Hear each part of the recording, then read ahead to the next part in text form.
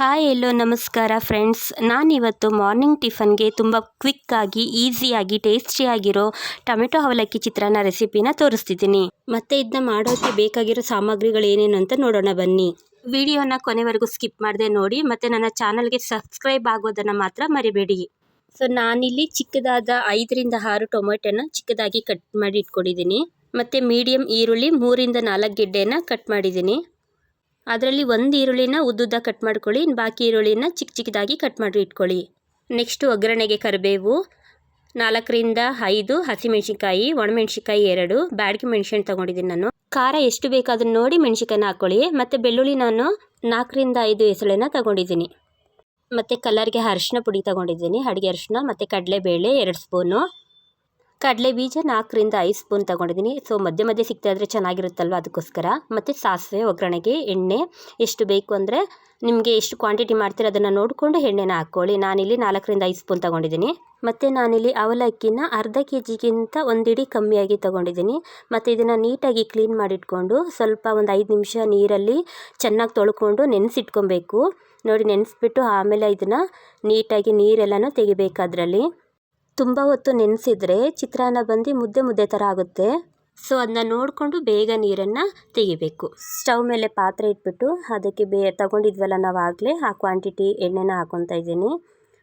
ಎಣ್ಣೆ ಸ್ವಲ್ಪ ಬಿಸಿ ಆದಮೇಲೆ ಅದಕ್ಕೆ ನಾನು ನೆಕ್ಸ್ಟ್ ಕಡಲೆ ಬೀಜ ಹಾಕ್ಕೊತೀನಿ. ಕಡಲೆ ಬೀಜನ ಸ್ವಲ್ಪ ಡೀಪಾಗಿ ಕ್ರಿಸ್ಪಿಯಾಗಿ ಫ್ರೈ ಮಾಡಿಕೊಂಡು ಅದನ್ನು ಸಪ್ರೇಟಾಗಿ ಎತ್ತಿಟ್ಕೊಬೇಕು.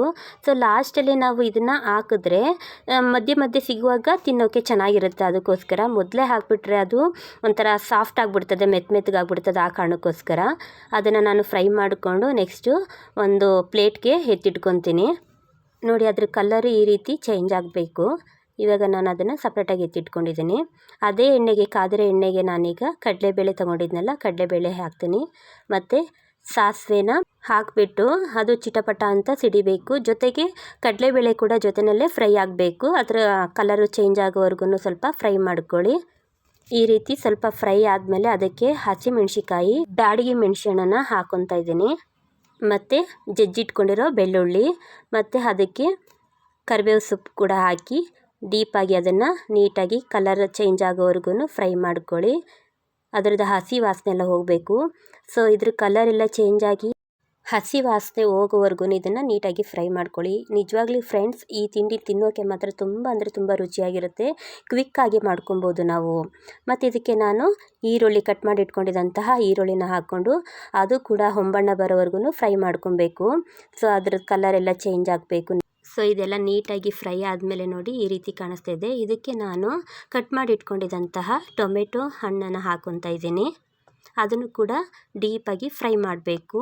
ಸೊ ಇದೇ ಟೈಮ್ನಲ್ಲಿ ನಾವು ಟೊಮೆಟೊ ಬೇಗ ಬೇಯಬೇಕು ಅಂದರೆ ಅರಿಶಿನ ಮತ್ತು ರುಚಿಗೆ ಎಷ್ಟು ಬೇಕೋ ಅಷ್ಟು ಉಪ್ಪನ್ನು ಈ ಟೈಮಲ್ಲೇ ಹಾಕ್ಕೊಂಡ್ರೆ ಟೊಮೆಟೊ ಚೆನ್ನಾಗಿ ಬೇಯುತ್ತೆ. ಜೊತೆಗೆ ಉಪ್ಪು ಖಾರ ಎಲ್ಲ ನೀಟಾಗಿ ಹೊಂದ್ಕೊಳ್ಳುತ್ತೆ. ಈಗ ಸ್ಟವ್ನ ಮೀಡಿಯಮ್ ಉರಿಯಲ್ಲಿ ಇಟ್ಕೊಂಡು ಇದನ್ನು ಬೇಯಿಸ್ಕೊಬೇಕು. ಇಲ್ಲಾಂದರೆ ಟೊಮೆಟೊನಲ್ಲಿರೋಂತಹ ನೀರಿನ ಅಂಶ ಬೇಗ ಡ್ರೈ ಆಗುತ್ತೆ. ಸೊ ಅದನ್ನ ನೋಡಿಕೊಂಡು ನೀವು ಟೊಮೆಟೊ ನೀಟಾಗಿ ಸ್ಮ್ಯಾಶ್ ಆಗೋ ರೀತಿಯಲ್ಲಿ ಜ್ಯೂಸಿಯಾಗಿ ಬರಬೇಕು. ಆ ರೀತಿ ಬೇಯಿಸ್ಕೊಳ್ಳಿ. ಸೊ ನಾವಾಗ ಅವಲಕ್ಕಿನ ಕಲಸೋಕ್ಕೂ ಕೂಡ ತುಂಬ ಚೆನ್ನಾಗಿರುತ್ತೆ.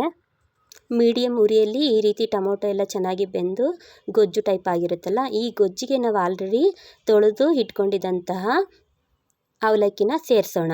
ಸೊ ಅವಲಕ್ಕಿನ ಸೇರಿಸ್ಕೊಂಡು ನೀಟಾಗಿ ಅದನ್ನು ಮಿಕ್ಸ್ ಮಾಡ್ಕೊಬೇಕು. ಈ ಟೈಮಲ್ಲೇ ನಾವು ಕಟ್ ಮಾಡಿ ಇಟ್ಕೊಂಡಿರೋ ಕೊತ್ತಂಬರಿ ಸೊಪ್ಪು, ಕಡಲೆ ಬೀಜ ಮತ್ತು ಇದ್ರ ಜೊತೆ ಹಸಿ ತೆಂಗಿನ ತುರಿ ಹಾಕ್ಕೊಂಡ್ರೆ ಚೆನ್ನಾಗಿರುತ್ತೆ. ನಾನಿಲ್ಲಿ ಸದ್ಯಕ್ಕೆ ಒಣ ತೆಂಗಿನ ತುರಿನ ಹಾಕ್ಕೊತಾ ಇದ್ದೀನಿ, ಕೊಬ್ಬರಿ ತುರಿನ ಹಾಕ್ಕೊತಾ ಇದ್ದೀನಿ. ಸೊ ಇದೆಲ್ಲನೂ ಹಾಕ್ಕೊಂಡು ನೀಟಾಗಿ ಮಿಕ್ಸ್ ಮಾಡಿ, ಬೇಕಿದ್ರೆ ನೀವು ಒಗ್ಗರಣೆ ಟೈಮ್ನಲ್ಲಿ ಶುಂಠಿ ಬೆಳ್ಳುಳ್ಳಿ ಪೇಸ್ಟ್ ಕೂಡ ಆ್ಯಡ್ ಮಾಡಿದ್ರೆ ತುಂಬ ರುಚಿಯಾಗಿರುತ್ತೆ. ಸೊ ಫೈನಲಿ ಕ್ವಿಕ್ಕಾಗಿ ರೆಡಿಯಾಗಿರುವಂತಹ ಅವಲಕ್ಕಿ ಚಿತ್ರಾನ್ನ ಈ ರೀತಿ ರೆಡಿಯಾಗಿದೆ ನೋಡಿ. ಸೊ ಟೇಸ್ಟ್ ಮಾತ್ರ ತುಂಬ ಚೆನ್ನಾಗಿರುತ್ತೆ. ಒಂದ್ಸಲ ಟ್ರೈ ಮಾಡಿ. ರುಚಿ ಹೇಗಿತ್ತು ಅಂತ ಕಮೆಂಟ್ ಮಾಡೋದನ್ನು ಮರಿಬೇಡಿ. ಮತ್ತೊಂದು ಒಳ್ಳೆ ರೆಸಿಪಿ ಮೂಲಕ ನೆಕ್ಸ್ಟ್ ವಿಡಿಯೋದಲ್ಲಿ ಸಿಗ್ತೀನಿ. ವಿಡಿಯೋ ನೋಡಿದ್ದಕ್ಕಾಗಿ ಧನ್ಯವಾದಗಳು. ನನ್ನ ಈ ಹೊಸ ಪ್ರಯತ್ನಕ್ಕೆ ನಿಮ್ಮೆಲ್ಲರ ಸಪೋರ್ಟ್ ಬೇಕು. ಸಪೋರ್ಟ್ ಮಾಡಿ ಅಂತ ಕೇಳ್ಕೊತಾ ಎಲ್ರಿಗೂ ಬಾಯ್ ಬಾಯ್.